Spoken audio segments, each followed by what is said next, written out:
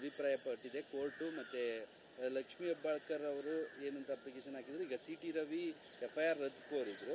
ಇವತ್ತು ಏನು ಆರ್ಡರ್ ಆಗಿದೆ ಸರ್?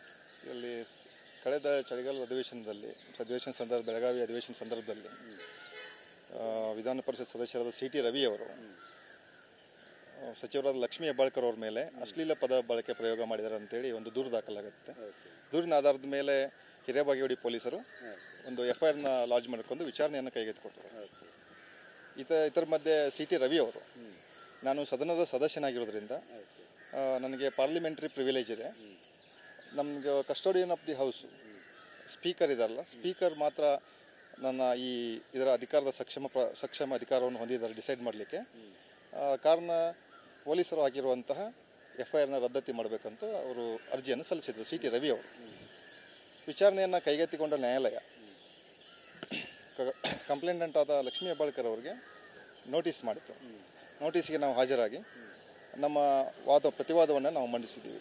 ನಮ್ಮ ಪ್ರತಿವಾದ ಏನಿತ್ತು ಅಂದರೆ, ಯಾವುದೇ ವ್ಯಕ್ತಿ ಪಾರ್ಲಿಮೆಂಟ್ರಿ ಪ್ರಿವಿಲೇಜ್ ಕೆಳಗಡೆ ಇದ್ದರೂ ಕೂಡ, ಅವನು ಶಾಸಕರಾಗಿದ್ದರೂ ಕೂಡ, ಸದನದಲ್ಲಿ ವರ್ಡ್ ಯೂಸ್ ಮಾಡಿದರೂ ಕೂಡ ಅದು ಅಶ್ಲೀಲ ಪದವಾಗಿದ್ದರೆ ಅದು ಪಾರ್ಲಿಮೆಂಟ್ರಿ ಪ್ರಿವಿಲೇಜ್ ಅಂತ ಇದೆಯಲ್ಲ ರಕ್ಷಣೆ, ಅದರ ವ್ಯಾಪ್ತಿಯಲ್ಲಿ ಬರುವುದಿಲ್ಲ.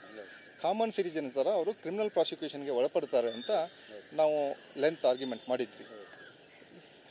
ಎಲ್ಲ ವಾದ ಮತ್ತು ಪ್ರತಿವಾದವನ್ನು ಆಲಿಸಿದ ನ್ಯಾಯಾಲಯ ಇವತ್ತೊಂದು ದಿವಸ ಸಿ ಟಿ ರವಿ ಅವರು ಹಾಕಿರುವಂಥ ಅರ್ಜಿಯನ್ನು ತಿರಸ್ಕರಿಸಿ ಆದೇಶ ಹೊರಡಿಸಿದರು.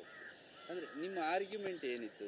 ಯಾವ ಸೆಕ್ಷನ್ ನಡಿ ಏನು ಆರ್ಗ್ಯುಮೆಂಟ್ ಮಾಡಿದ್ರು? ಅಲ್ಲ, ಅವರು ಸೆಕ್ಷನ್ 75 and 79 ಕೆಳಗಡೆ FIR ಆಗಿತ್ತು ಮುಂಚೆ. ಅವರು ಪಾರ್ಲಿಮೆಂಟ್ರಿ ಪ್ರಿವಿಲೇಜನ್ನು ಕ್ಲೈಮ್ ಮಾಡಿದರು. ಪಾರ್ಲಿಮೆಂಟ್ರಿ ಪ್ರಿವಿಲೇಜು ಎಕ್ಸಾಮ್ಷನ್ ಇದೆ, ಅದಕ್ಕೊಂದಷ್ಟು ಸಂದರ್ಭದಲ್ಲಿ ಮಾತ್ರ ಸದನದಲ್ಲಿ ಯಾವುದಾದ್ರು ಸರ್ಕಾರದ ನಿರ್ಧಾರಗಳ ವಿರುದ್ಧ ಪ್ರತಿಭಟನೆ ಮಾಡುವಾಗ ಅಂಥದ್ರಲ್ಲಿ ಮಾತ್ರ ಬರುತ್ತೆ. ಅಶ್ಲೀಲ ಪದ ಬಳಕೆ ಮಾಡಿದಾಗ ಪಾರ್ಲಿಮೆಂಟ್ರಿ ಪ್ರಿವಿಲೇಜ್ ಬರಲ್ಲ. ಇದರಲ್ಲಿ Sita Soren versus union of India ಅಂತ ಒಂದು ಜಜ್ಮೆಂಟಲ್ಲಿ ಡೀಟೇಲ್ ಆಗಿ ಇದ್ರ ಬಗ್ಗೆ ಎಲ್ಲ ಹೇಳಿದ್ದಾರೆ. ಅದರಿಂದ ಅದ್ರ ಮೇಲೆ ಸಾಹೇಬರು ಡೀಟೇಲ್ ಆಗಿ ಇದ್ರ ಮೇಲೆ ಬರೆದಿದ್ದಾರೆ. ಈಗ ಇದು ಪಾರ್ಲಿಮೆಂಟ್ರಿ ಪ್ರಿವಿಲೇಜ್ ಬರಲ್ಲ, ಕಾಮನ್ ಸಿಟಿಜನ್ ಥರ ಇವರು ಕೂಡ ಕ್ರಿಮಿನಲ್ ಪ್ರಾಸಿಕ್ಯೂಷನ್ಗೆ ಒಳಪಡ್ತಾರೆ.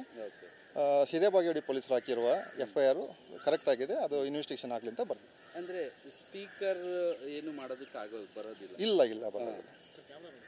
ಇದಕ್ಕೆ ಸ್ಪೀಕರ್ ಏನು ಮಾಡ್ಲಿಕ್ಕೆ ಬರಲ್ಲ.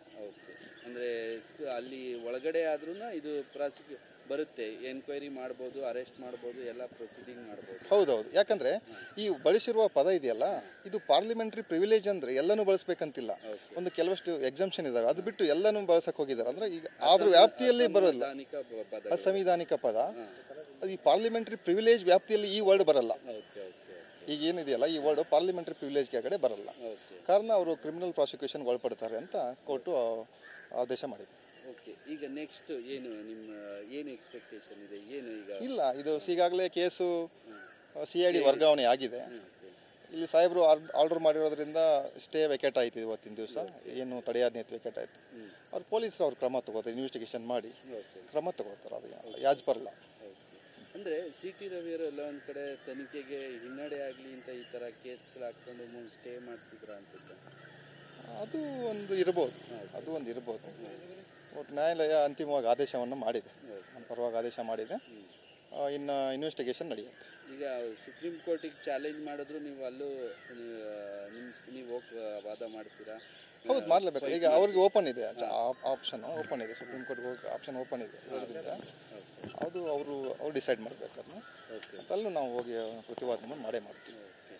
ಅಂದರೆ ಕಾಮನ್ ಪೀಪಲ್ಲು ಒಂದೇ, ಶಾಸಕರಾದರೂ ಒಂದೇ ಅಂತ? ಹೌದು. ಇಂಥ ಪದ ಬಳಕೆ ಇದೆಯಲ್ಲ, ಇದನ್ನ ಯಾರೇ ಬಳಸಿದ್ರು ಕಾಮನ್ ಪೀಪಲ್ಲು ಒಂದೇ, ಸದನದ ಸದಸ್ಯನಾದರೂ ಒಂದೇ, ಕ್ರಿಮಿನಲ್ ಪ್ರಾಸಿಕ್ಯೂಷನ್ಗೆ ಒಳಪಡ್ತಾರೆ ಅಂತ ಭಾಳ ಚೆನ್ನಾಗಿ ಜಜ್ಮೆಂಟ್ ಬಂದಿದೆ. ಅದು ಆಪರೇಟಿವ್ ಪೋರ್ಷನ್ ಮಾತ್ರ ಓದಿದ್ದಾರೆ ಸಾಹೇಬರು. ಕಂಪ್ಲೀಟ್ ಜಜ್ಮೆಂಟ್ ಇನ್ನೂ ಅಪ್ಲೋಡ್ ಆಗಿಲ್ಲ, ಕೈಗೂ ಸಿಕ್ಕಿಲ್ಲ. ಅದು ಸಿಕ್ಕಾದ್ಮೇಲೆ ನಾನು ನಿಮಗೆ ಡೀಟೇಲ್ ಆಗಿ ಎಲ್ಲ ಇದೆ.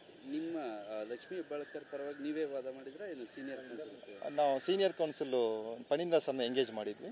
ಸ್ಟೇಟ್ ಪರವಾಗಿ ಬೆಳ್ಳಿಯಪ್ಪ ಸರ್ ಅಪಿಯರ್ ಆಗಿದ್ರು. ನಿಮ್ಮ ಹೆಸರು?